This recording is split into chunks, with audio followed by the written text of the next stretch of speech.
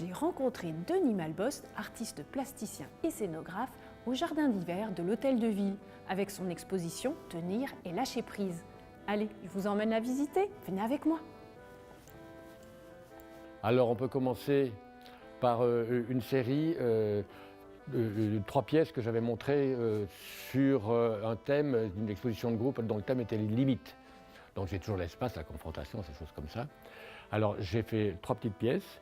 J'en ai fait une qui parlait sur l'horizon, avec 3 photos, où on voit un horizon, toutes les possibilités de l'horizon possible. Hein. Donc voilà.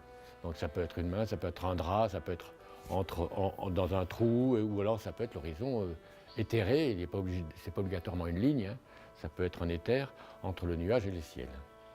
Voilà. Il y a eu autre chose, il y a une frontiéritoire.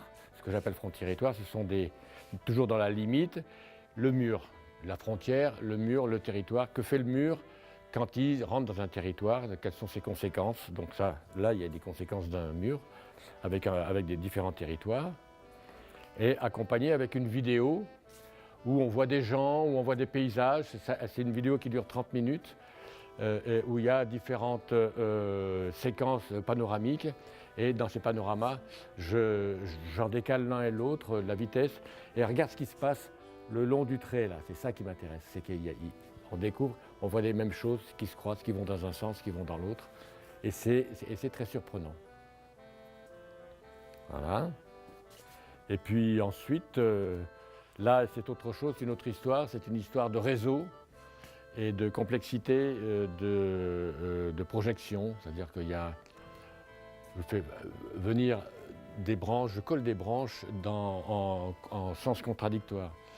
Normalement, tout devrait aller vers la droite là, mais là, il y en a une qui vient à gauche. Et qu'est-ce qui se passe là quand ça se touche? Voilà, c'est ça.